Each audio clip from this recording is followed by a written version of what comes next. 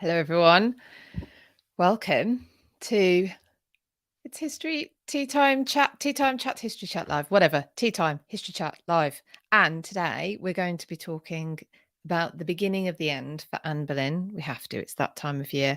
And of course, Anne Boleyn is a big focus of what I'll be up to in the next couple of weeks.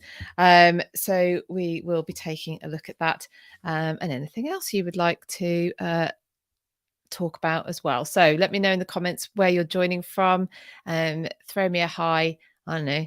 Describe your mood in an emoji. Whatever is the latest thing we're supposed to be doing now. That would be fabulous. So I'm streaming live on YouTube, Facebook, and Instagram. A big shout out to you if you are joining live. Thank you very much. If you're in the catch-up crew, welcome. Thank you for taking the time to catch up. And if you're listening on the podcast as well, hi. In fact, I have a bit of a plea about the podcast. If you do listen to the podcast and you have the ability to do a review, please do so. I don't think they're the easiest things to find, doing reviews on podcasts, but I've had a couple on there of people who clearly haven't actually listened to my podcast. So please counteract them and help me out. That would be fabulous. Hello, I can see Joanne. Lisa's got a big mug of tea. Brilliant. Mr. Nami is in Canada. Steffi Bridget. So which one is the first one? I don't know. Hello in Italy. Snakes chicanes. Snakes chicanes. So no, snakes and chicanes in Tampa. Kim in Beaumont, Texas. And loads of other people as well. Hello. I'm sorry if I'm missing anybody. Adrienne in Pennsylvania. Oh, we have someone from Malaysia. Welcome. The podcast is it's just called British History, and you can find it. The problem is if you actually, I didn't think this through. Well, I did a bit, but when I named it British History, it's if you just search for that on any podcast platforms, of course, you get any podcast or episode that's ever talked about British history. So if you look for it, as a channel rather than just a general search, and I've stuck my face on it so that you can see that it is me. Or you can link to it from my Substack, which is philippab.substack.com. Melanie getting up early with her breakfast tea in Texas. Jenna, good morning in Rhode Island. Sunset over Sleepy Hollow. Oh, lovely. And Jem's JTEM is in Atlanta. Mingy in Taiwan. Yes, of course, Mr. Nami, a big relationship between Canada and the UK or Britain. I've got loads of people join us from Texas, Delaware. NJ is in Hamilton, Ontario. Another Sleepy Hollow. Mandy, am I excited about the coronation? Let's come back to that in a moment. Claudia can't stay long, but she'll catch up later. Thank you, my darling. And wonderful. And Magda is in Maine. Welcome, everybody. Brian, also down there in Cornwall. Have you got sunshine, Brian? We've got a bit of sunshine now. Yay! Come on, sunshine. Now, last spring, we also took a while to get sunshine. And I know that because every year I have a tour that starts on the 16th of May, and it rained right up until the tour started last year. I remember that well. Mr. Nami, I would not mind if you explain everyone what is Crown Land sometimes. I would have to look into that more and tell you. But thank you for the suggestion. In fact, anyone, if you have suggestions as to what you would like me to cover, let me know. I may not be able to do it immediately if it's not something that I know a lot about, but I will also go off and find it. Thank you, Deboard International Fine Art, for the badge. That's very kind of you. You can support me with badges on Instagram, stars on Facebook, I think, and super chats, super thanks, and all sorts of super stickers on YouTube. As always, what I would love you to do, hi Angie, in sunny Badsley. Badsey, it's Badsey, isn't it? Sorry, Badsley is in Warwickshire. What I would like you to do, of course, always, because I can give back, is my Patreon, patreon.com/British history. So, because I can give you stuff back. It's £5 a month and we get loads Claudia, you cover so much, my head is spinning. Yeah, I know. Imagine what's happening in mine. So tomorrow, before I forget, well, we've got an anniversary tomorrow. I talked about it last week, Battle of Tewkesbury. If any of you read my blog / newsletter, which came out on Sunday, I argue in that the Battle of Tewkesbury was the final Wars of the Roses battle. The battle which concluded the Wars of the Roses. Of course, it wasn't called the Wars of the Roses at that point, but that actually Bosworth and of course Stokefield, if people decide to be clever and stick that one on, I actually think are a completely different argument, if you like, battle. I don't think they're parts of the Wars of Roses, and I need to sneeze, and I'm trying desperately not to. So I'm not crying. It's because I need to sneeze. Tomorrow, though, I have an interview coming out with Julian Humphreys, who is a battlefields expert. He's a tour guide, a historian. He's fabulous. And we were talking for well over an hour about the Battle of Tewkesbury and all sorts, the run up to it, the Wars of the Roses, the context of it, who was there, how they won, what happened afterwards. Now, if you're a member of my Patreon, you've already got access to that interview. And of course, you've got access to the extended version, which is ad-free as well. So no annoying adverts. And yeah, you can get hold of that already. If you are not a member of my Patreon and you don't want to be, that's fine. Just keep coming back. I love you still. That interview will be available on my YouTube channel tomorrow, 4th of May. And if you go there now, you can actually click a notification and get it set up so that you can see it as soon as it's live. So back to the question about the coronation. Excuse me.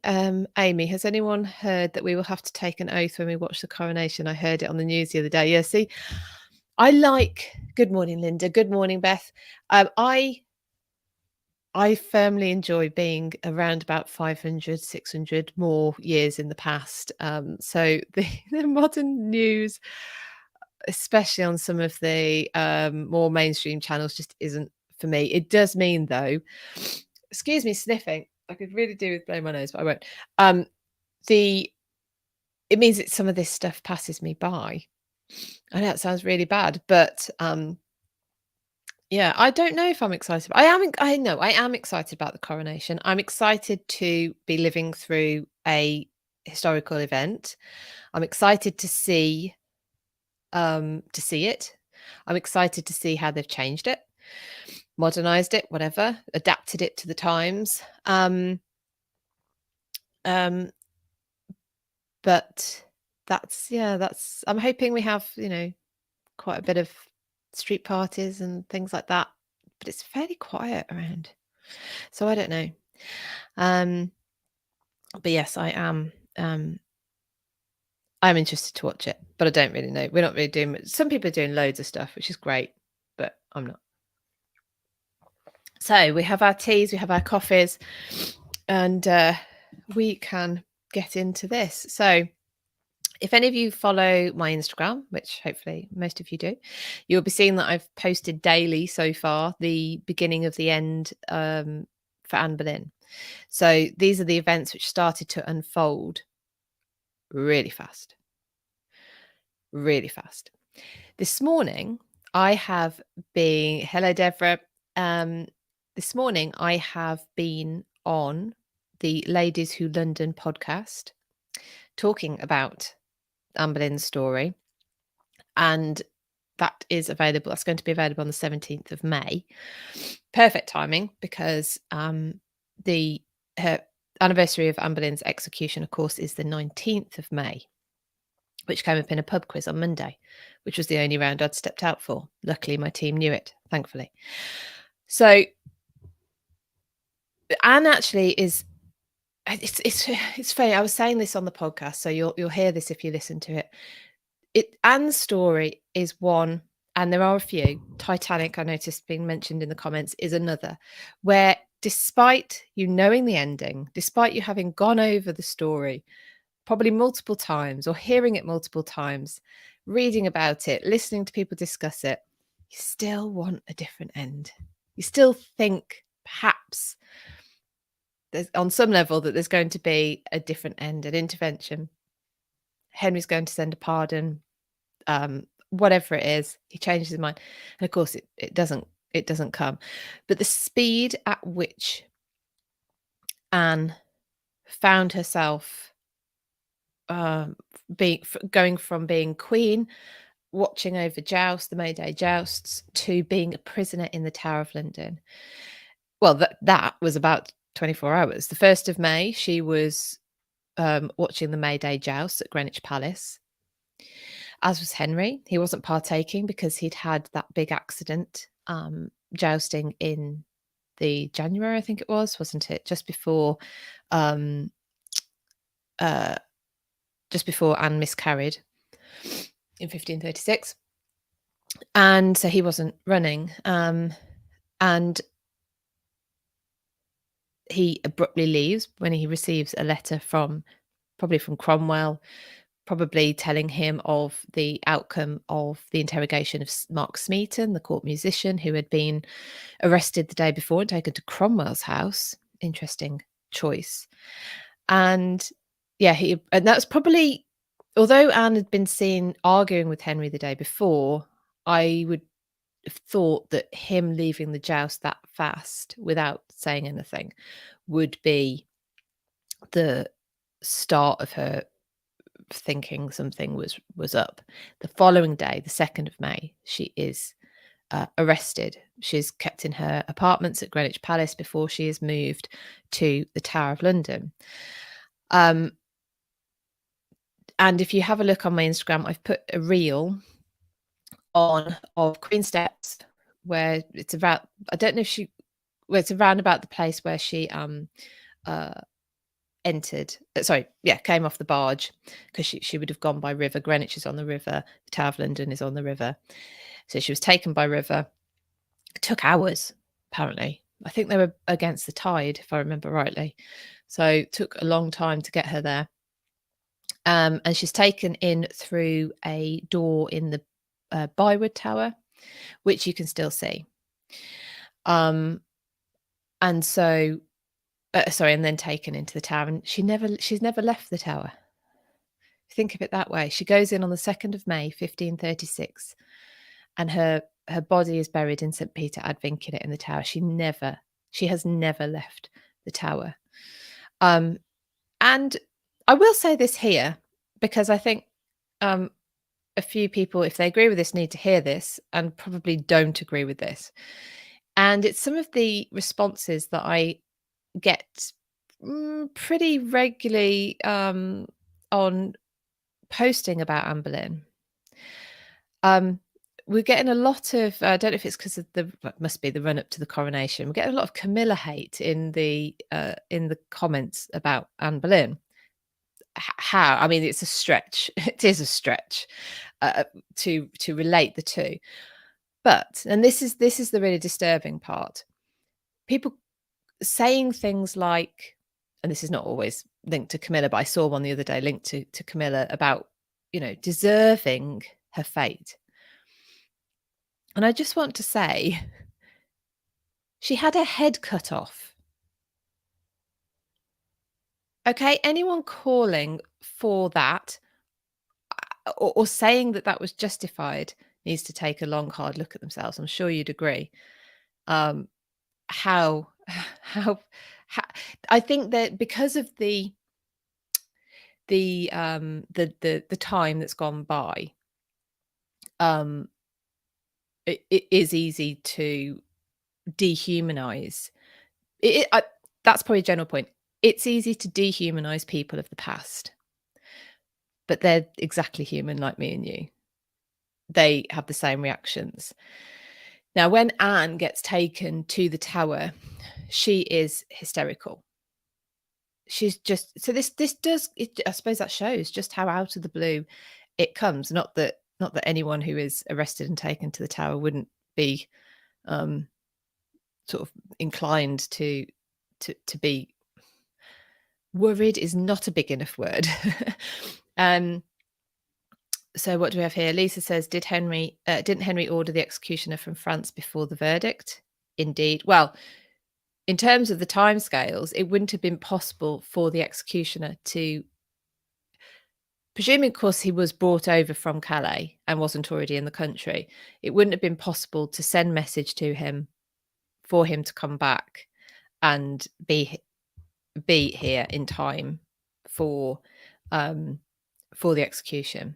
So yeah, it does appear that the executioner was ordered before the trial. Also, the men in the tower, they're the ones that were convicted and were eventually beheaded as well. They were all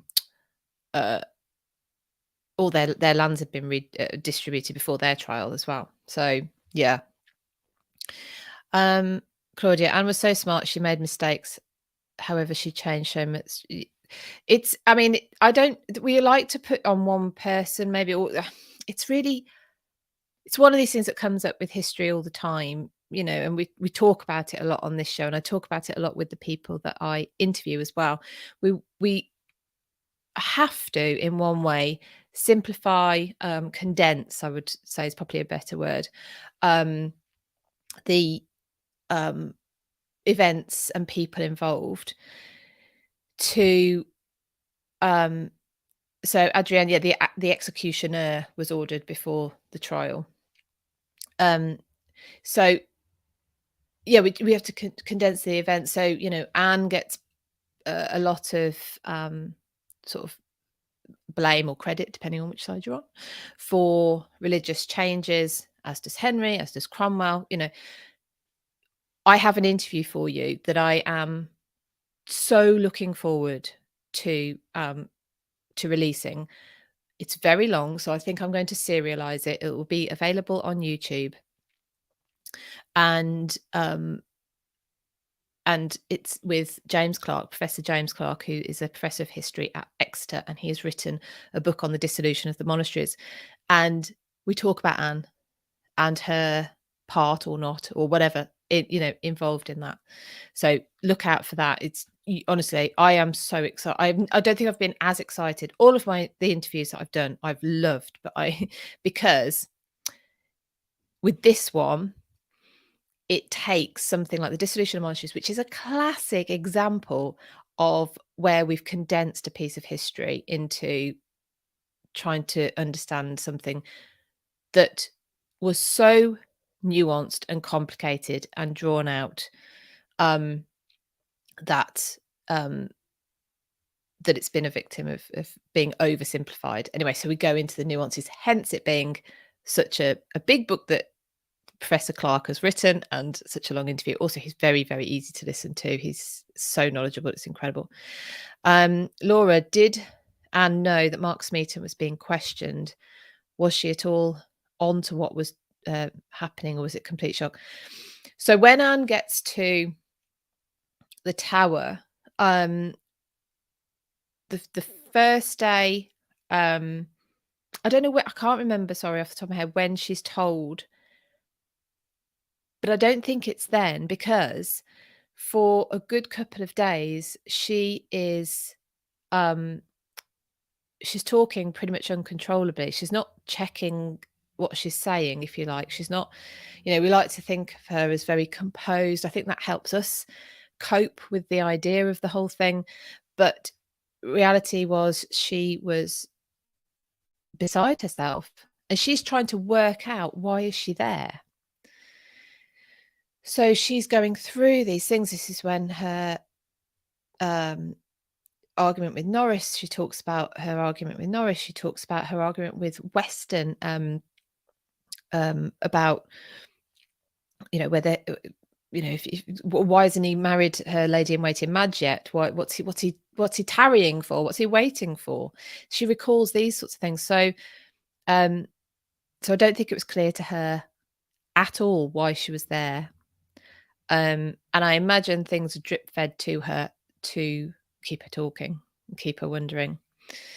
Keep her talking. Debbie, there was no actual proof against her. Yeah, absolutely. Linda, I've always wondered how Anne or any others could physically climb the scaffold stairs knowing they were going to be beheaded, I would pass out. I know, absolutely. The fear must just... Someone put in the comments here as well, no one ever deserves to have their head cut off.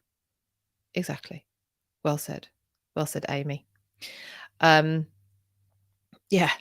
and just to people flippantly put it in the comments, or she deserved her fate. She, because of the way she treated Catherine, or the way... Well, okay, she might not have treated Catherine. Well, clearly, she didn't treat Catherine very well. She didn't treat Mary very well. The leap then to say you deserve death, right?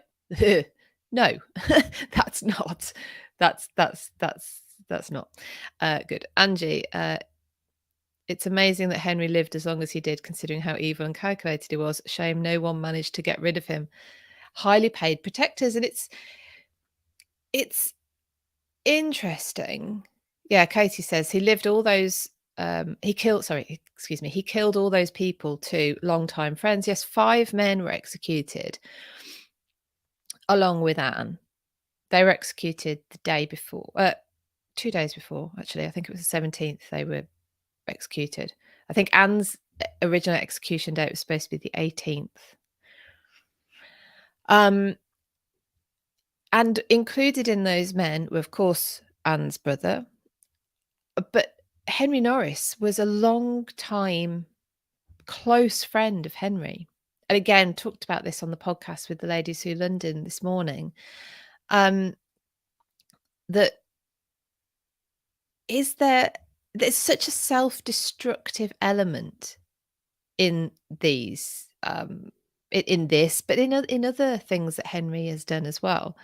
There is this big element of, if you don't agree with me, and I'm going to kill you. But these people were loyal. These people were friends. Feng Shui, I can't, but you know who you are. Have a safe trip to take your son to school, and I'll see you later. He there's a self-destructiveness about, clearly, about getting rid of everyone who's actually loyal to you, who's been around before you were, the big shot or whatever. They were. He then has no alternative. He's then starting to surround himself by default by yes men, which might have suited him, but it's never ever a good idea. And then can you imagine you're losing best friends, but to have been the person who did it, who could have saved them as well. So even if it's still, this is what I was saying at the beginning, it's still unbelievable when you get to the story and the events that are happening in the middle of May, that there was no reprieve for the men or for Anne from Henry. So yeah, Debbie, we have to keep in mind that fictionalized characterizations of her, Anne, that we have seen and heard are just that, fictionalized. We should really go by the actual contemporary accounts, of course. And yeah, you're right, Debbie. And we've had this conversation quite a few times before. What part does dramatized history have? And I think it's absolutely excellent for getting people into history. But say when you're watching something, there is any conversation between two characters. You can't... maybe there are some that are based on an account. You're never going to know the exact words, and most of the conversations probably weren't written down. What the dramatization is trying to do is tell an overall story. And even when we have non-fiction versions of events anywhere in history, there's still a massive element of conjecture, of interpretation, as I've said in the past. So excuse me saying things like that, but some of you have been following me for quite a long time now, and that we could watch the same events happening now. We could physically be at the same event. We could physically watch the same conversation between two people and have a different perspective on what actually has happened. So things like truth, fact, come with caveats, I would say. But yes, Debbie, absolutely. We do need to remember that fictionalized accounts of Anne are just that. But isn't it wonderful, really, that, and it's sad that she wouldn't have a clue how long her story, her name would be known for over 500 years, around about 500 years, sorry, aren't we? And she would have gone to the scaffold thinking her reputation had been destroyed, her body was about to be destroyed, her daughter was going to be left motherless. She saw what happened to Mary at the hands of Henry and how cold he was to his own daughter. Must have been a fear for her that her own daughter was going to be treated badly as well. And indeed, she wasn't treated very well in the aftermath.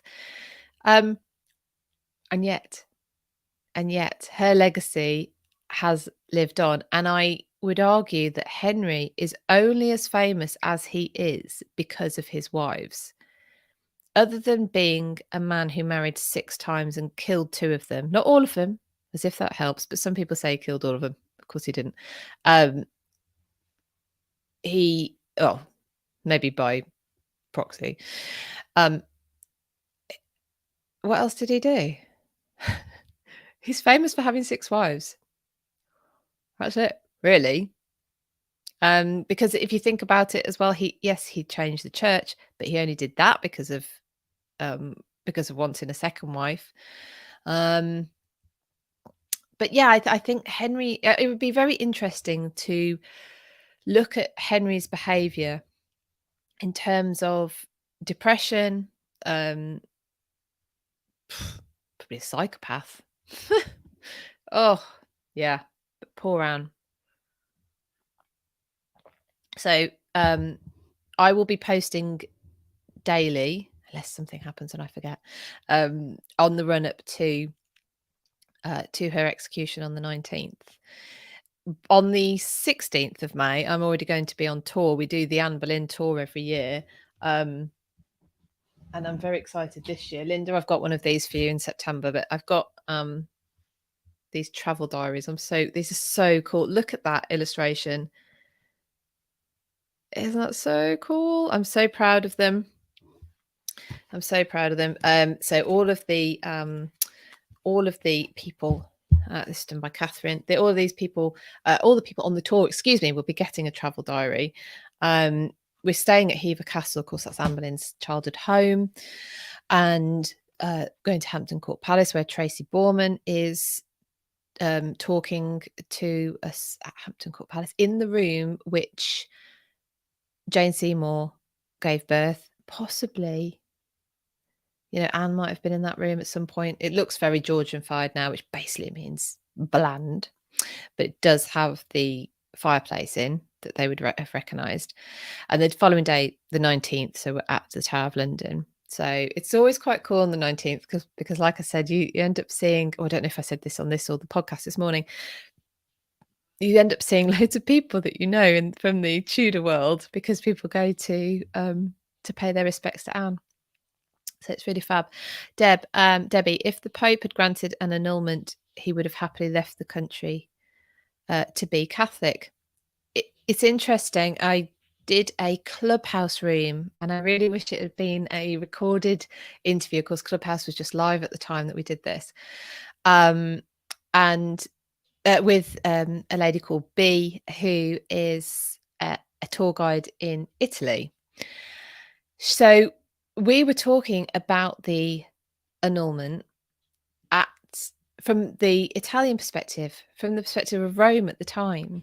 And Henry's great matter was it was like a irritating buzzing fly around the around the ears of the Pope at the time where he was dealing with Rome being ransacked, and ransacked it was.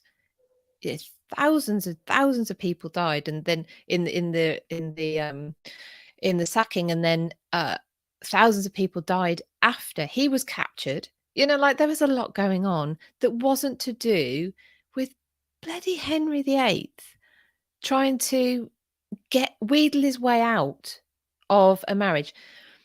You could also put into the mix that had Catherine have accepted that she was too old to have an heir, and that Henry did need to have an heir, um, even if you want to say, well, Mary, Mary's, just because she's a woman, she could have been queen. Yes, fine. She's also still the only one. That's dangerous. Yeah, so I mean, clearly it's a story that we love talking about because it's fascinating. And then you can't really ignore the speed at which Henry marries Jane Seymour. Jane is waiting on news that Anne has been found guilty and that then Anne has been executed. Or at least Henry's sending her that news. Jenna, I could be wrong, but I think the Reformation would have happened with or without Henry. He just excelled the process. And maybe because clearly Reformation happened. Well, it was already in Scotland. It was already taking it that way, and of course we now know we end up with a Scottish king in England as well by the start of the next century. So, yeah, what way that would have happened? Maybe it would have been exactly the same. Maybe we'd have still had our monasteries. Maybe some of them. But again, you're going to have to listen to James's interview because we covered so much stuff. And if you're a member of my Patreon, there is another hour just for you. Oh my God, it's golden. It's just fantastic. I enjoy finding I enjoy finding information, being told of stories, whatever, that change my mind on something. I am always totally open, and I think as people interested in history, we all should be, to having our understanding of something challenged and changed. It's good for your brain, it's good for your humility, and it's good for understanding history and human beings. And this is one interview that hopefully will do it for you. Of course, you can read his book as well. It's just called The Dissolution of the Monasteries, A New History, I think it's called. So yeah, grab hold of that as well. It's I can't remember if it's on yes, it is. It's on Audible as well. Uja, sorry, is joining us from Indonesia. Welcome. Nice in the evening there. Hopefully wind down time to relax. Right, so what else are we going to talk about? Anne, yes, and Jane Seymour. What are your thoughts on Jane and her? Do you think she was not necessarily complicit, but maybe supportive, or do you think she couldn't have said anything against Henry's plans? They marry very quickly. As David Starkey puts it, before Anne's body was even cold. I mean, the outcome, I think, shocked everyone, and it does make you wonder. You'd love to get into, say, Cromwell's head. Did he actually think that Henry wouldn't send a pardon, or something? So she has to go, but she could have been exiled. She could have gone to a nunnery. Well, maybe they were starting to be closed by then, but yeah, mind you, they were still taking people for the next few years. Jenna, would Jane have had much choice? And Katie, she must have been scared to death to put a foot wrong. Yeah, She was probably afraid in some respects. It's interesting. What I don't think she was is completely passive. I just can't see that she was somehow meek and her portrait shows somebody a little bit, or looks, that's how can we tell from a portrait, but looks maybe potentially like that. And I'm just getting a poor connection. Sorry if I dropped out then. And she yeah, so just I think again we compare, when you get people compared in history, um we get this with Elizabeth I and Mary Queen of Scots, we get it with the wives of Henry VIII. They all have to fit into their own category. And you've got, if you're doing a direct comparison, then there's the temptation to make them opposite each other. So Anne is feisty, Jane must be meek. Now, I actually just don't. Well, who knows? Jane doesn't live long enough. She's dead by the end of the following year after giving birth to Edward. Now, as the mother of the heir, who knows what she might have been like? She's a Seymour. She's powerful. If if there wasn't any of the other events which sort of brought the Seymours into check as well. Laura, do you think? Oh, yes, good point. Do you think Jane actually? Excuse me. Do you think Jane believed Anne actually cheated with all those men, including her brother? Do you think most people believed it, or do you think his motives were obvious? I'll come back to that. That's a really good question, Jenna. I think if Jane's status was higher, like Christine of Denmark, who said nope, yeah. If I had two heads, then I should give one to the King of England. Maybe she could have refused, yeah. And then Deborah's asking about, do you think that the head trauma that Henry suffered from his jousting accident, as well as his other issues, may have led to his tyrannical actions? Right, so let's do these in turn. So Laura's question, actually, Laura, if you don't mind, I'm going to come back to yours because the questions on Instagram fly up and I lose them, whereas I can see yours there on YouTube staying still. So the jousting accident that Henry had was this is the one where with his head injury. Anne blames the news, the way that her uncle gave her the news of this accident. She blames her miscarriage that she has. She has that on the same day that Catherine of Aragon is buried. Remember, these two women die in the same year, within the 6 months of each other. Yeah, she blames the way she received that, the miscarriage on the way she received that news. So Henry's already starting to be to have health issues. He definitely was, he showed signs of tyranny very early on, callousness, coldness. Remembering, of course, how much detail he knows certainly doesn't see any torture, death. Henry is a hypochondriac. He doesn't want death. There's a parish line, which if you go into the Horse Guards parade tunnel, which sort of gets you from Whitehall through to the parade ground at the back, you'll see there's a parish line.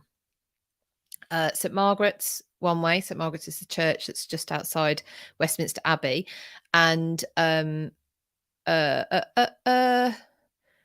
Martin's in the Field. That's the one on the other side, isn't it? Next to Trafalgar Square. The parish line comes there. It didn't used to.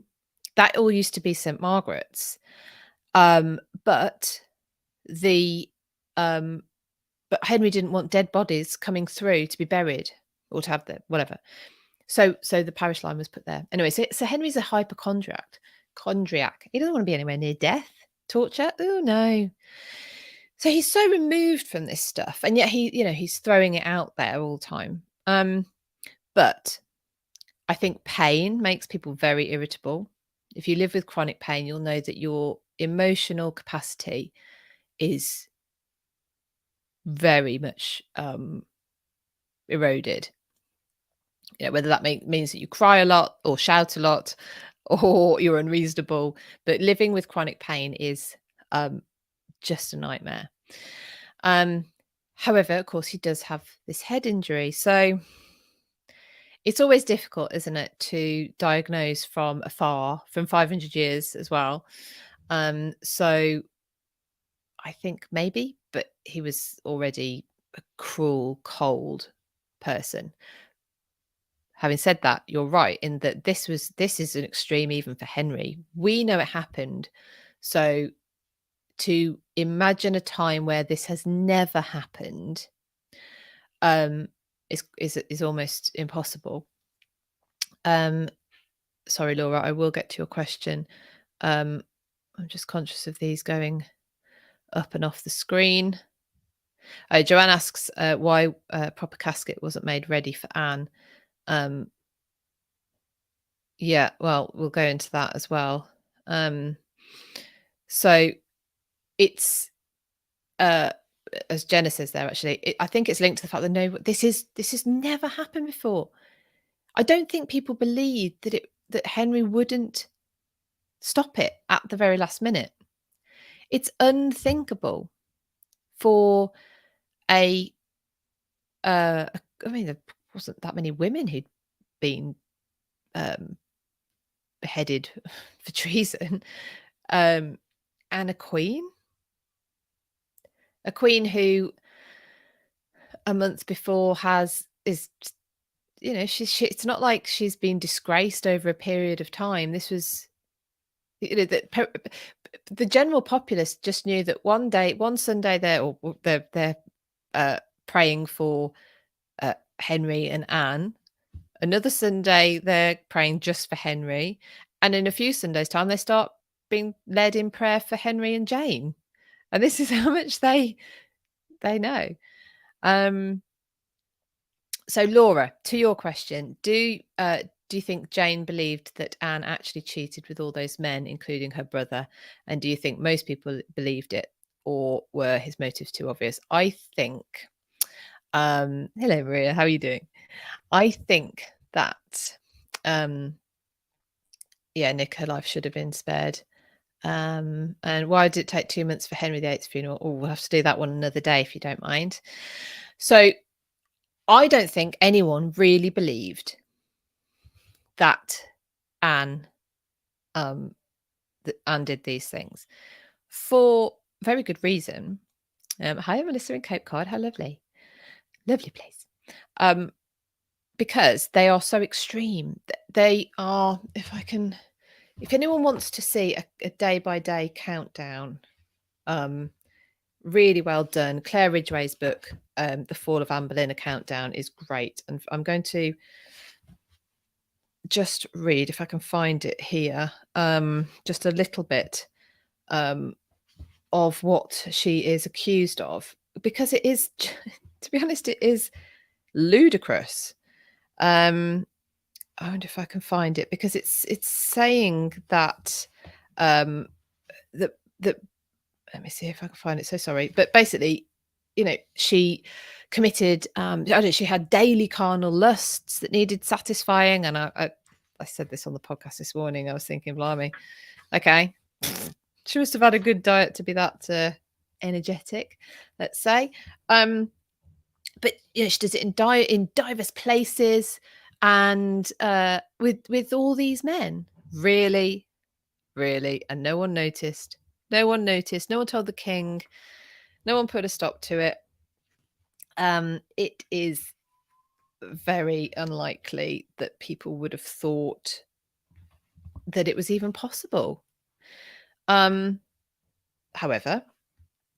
I'm trying to find the bit, because it's so obvious when you look at it that that this sort of addition of it happened on this day, and many others. So basically, if we haven't put in a date, that's just because it happened. It's just that we didn't write down the exact date. So no, I'm not sure that anyone would have really believed it. Also, the important thing to say here is these were outrageous crimes. Anne is supposed to have, committed adultery with multiple men, as if they're all part of some like weird sex club or something, including, of course, her own brother. So that adds on to it as well. Now, these are so morally reprehensible that what happens, and it happens today, if you watch this, if you watch out for this in modern news or wherever you see sort of current affairs, that when the accusation is so heinous, it's very difficult for people to say anything to the contrary. Well, I don't really believe that so and so did that, because it is immediately equated with defending the crime as a crime in itself. So I think there was no way people could have said anything, because they would have been looking like they were defending an adulteress, treason, traitors, because to violate the Queen is treason, had been since 1351. To imagine the death of the king, which they're doing by, supposedly planning on marrying Anne after one of them to marry Anne after Henry dies, is imagining the death of the king. That's also treason, also something that had been in the Treason Act since 1351. Because when I first heard those things, I thought, oh, here we go, here's Henry making up laws to suit himself again. But actually, that already had been there. So what else we got? Melissa, I'm not sure I believe that Anne would have been afraid or worried because of Anne's beheading. We never think the guy is going to do to us what he did to the previous women. Yeah, see how human these people are. See how human they are. Yeah. You of course have Anne of Cleves much later on, who, when Catherine Howard is executed, is starting to wonder whether or not Henry might remarry her. So, yeah. Lisa, did Jane Boleyn help the process along? I don't. Oh, I do know. I almost don't want to get into the Jane Boleyn thing. She's quite controversial now, isn't she? Or the talking about her is. I don't know. I don't think so. I would recommend listening to my. I think Lisa, you already have done, but listening to my interview with Gareth Russell, where I wanted to look at the differences between the downfall of Catherine Howard and the downfall of Anne Boleyn, to see how that taught us something about each other, if you see what I mean. So, Henry's reaction to the news that Catherine Howard had been unfaithful is so different. And yet with Anne, he spent 6 years trying to change the country, kill people because they didn't agree suddenly with his view of the world, which he's putting in place so that he can marry Anne Boleyn. He's done all of this, and yet he finds out she's been sleeping around, supposedly, and but fine, I'm done with her, and I'm going to marry someone else. That doesn't happen with Catherine Howard. He cries. Anyway, have a look at my interview with Gareth Russell about that, about the difference between the downfalls and the executions. It's really insightful. So, Lisa, I'm looking forward to Heather Darcy's new book about the Cleves children. Yes, Heather Darcy has written a book about Anne of Cleves, and yes, I think it's about to be released, the one about the Cleves children. So yeah, that would be really interesting read. So keep following me on Instagram. When we're on tour, I will also be posting, obviously I'll transition to the interview twice Excellent. That's what we like. Commitment. Maria, speaking of Howard, managed to track a copy of Gareth's book. Good. Do you know what you're going to have to do, Maria? We're just going to have to get you over here. Come over with an empty suitcase, get all your books, and yeah, and then you can take them all home. Yeah, poor Catherine Howard, too young to die. Again, she died because she was killed because of committing adultery or whatever. So Jenna, off topic, but I think what saved Catherine Parr was Henry being too old and tired to be bothered to proceed with it all. The other thing that saved Catherine Parr was being tipped off that it was coming and actually physically being in the same place as Henry and getting to him first. There were men on the way to arrest her. Oh, Katie, thank you for the badge. That's really kind. There were men on the way to arrest her, and she manages to speak to Henry first. So that's also, that's also a reason why she was saved. But before I leave you for today, remember to pop in your diaries if you're interested. The Tudors Online History Festival. I know some of you have already got your tickets for it. It's not till November. It's the 17th till the 19th of November. But the reason I am letting you know about it now is, one, because you can already buy your ticket. But also, Maria's saving it for a tour. Yeah, save it for a tour. Bring 2 suitcases, and we'll get you sorted out with your books. Yes, the reason I'm letting you know the dates now is because we have 2 live events on the 19th of November, so on the Sunday. So if you get those in your diary, you can't possibly be doing anything else. And the reason why you'll want to be there is because all the speakers, and the speakers only, are going to be on the live questions and answers panel. So by that point, you will have been able to see all their talks. Don't worry if you can't actually make the full weekend, because they're all going to be available until the end of January 2024. But they're going to be able to take your questions. So if you've been able to see all their talks, or anyway, you can put a question to them on Sunday, the 19th of November. So pop it in your diary. Make sure you get your ticket.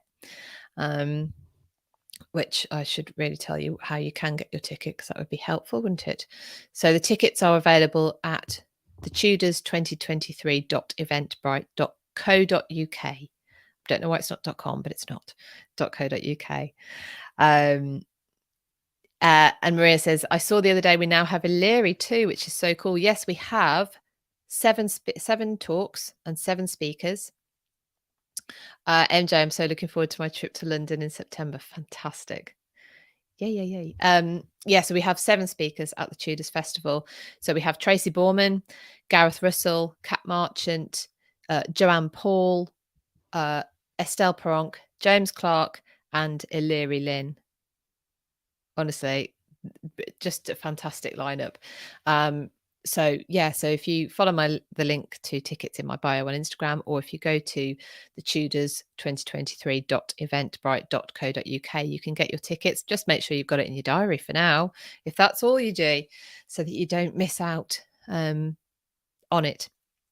Right, so I remember tomorrow, Julian Humphreys on the Battle of Tewkesbury. If you want to know why I think the Battle of Bosworth was nothing to do with the Wars of the Roses, please go to my Substack, and you can read my latest Substack there, and you can sign up to it. It's free. There is a paid for version that gets you an extra blog a month. Or, of course, come over to my Patreon, patreon.com/British History, which also gets you a blog, but it gets you a load more stuff as well. Mandy, thank you for the badges. That's so kind. But yes, you can go to my Substack. It's Philippa B, 1L, 2 P's in Philippa.substack.com. And you can read my thoughts on why the Battle of Bosworth was not in the Wars of the Roses at all. So, right, there's your things. We're back tonight with History After Dark, myself, Dr. Kat, and Catherine, on history.after.dark on Instagram and History After Dark on YouTube. And we will be be talking, well, we're doing a roundup of the last 4 deceased gits that we were talking about. Colleen, thank you for the badge. So kind. So that's it. So I'll see you tonight at 8:15 on History After Dark. If you're not there, you can join me here next week at 1 o'clock, same time as this week. So Wednesday, 1 o'clock, YouTube, Facebook, and Instagram. Right, everybody, have a great day, and I will see you all really soon.